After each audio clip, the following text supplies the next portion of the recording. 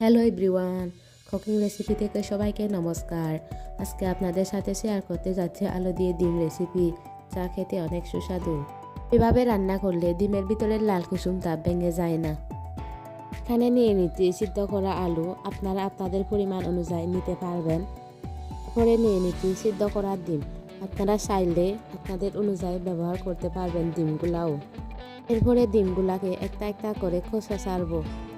ডিমগুলা ভালোভাবে সিদ্ধ করতে হবে, সিদ্ধ করার না হলে কিন্তু খোসা ছাড়তে অসুবিধা হয়।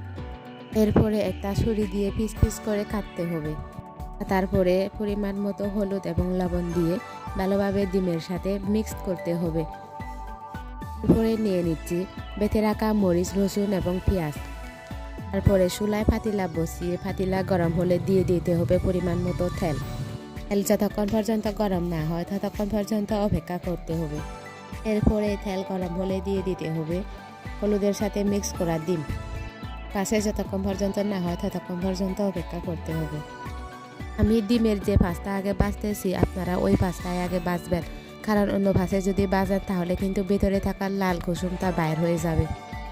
এরপরে এক পাশে হয়ে গেলে সবগুলা অন্য পাশে উল্টাই দিব। সাবধানে উল্টাই দিব যাতে করে লাল কুসুমটা ভেঙে না যায়। অন্য পাশটা ভাজার সময় কিছুক্ষণ অপেক্ষা করতে হবে এবং নাড়াই দিতে হবে যাতে করে পুড়ে না যায়। এরকম করে বাছলে কিন্তু ডিমের লাল কুসুমটা শক্ত করে থাকবে এবং ভেঙে যাবে না। পরে সবগুলা ডিম ভাজা হলে একটা বাটিতে তুলে নিব একটা চামচ দিয়ে। সবগুলাই ডিম বাটিতে তুলে নেওয়ার পর এরপরে দিয়ে দিতে হবে বেটে রাখা মরিচের গুঁড়া, পেঁয়াজ এবং রসুন বাটা। এরপরে দিয়ে দিতে হবে পরিমাণ মতো হলুদ। হলুদ একটু কম করে দিলেই চলবে, কারণ আগে থেকেই ডিমগুলা হলুদ দিয়ে বেজে রাখা আছে। এরপরে দিতে হবে পরিমাণ মতো লবণ। লবণ দেওয়ার পরে সবগুলা ভালোভাবে মিক্স করতে হবে। ভালোভাবে মিক্স করার পর ঢাকনা দিয়ে দেখে রাখতে হবে।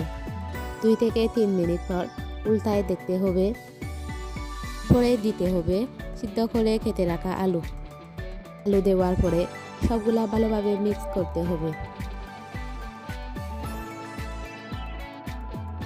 এরপরে আবারও ঢাকনা দিয়ে দেখে রাখতে হবে।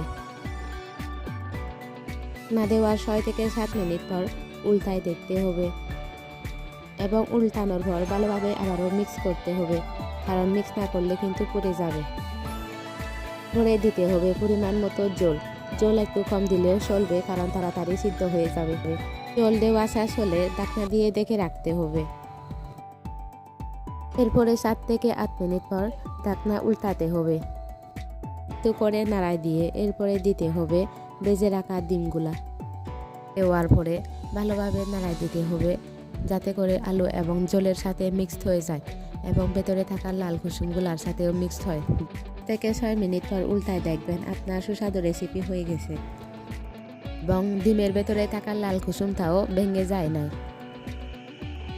এভাবে প্রতিদিন নতুন নতুন রেসিপি পেতে আমার চ্যানেলটিকে সাবস্ক্রাইব করে পাশে থাকবেন। সবাইকে অসংখ্য ধন্যবাদ।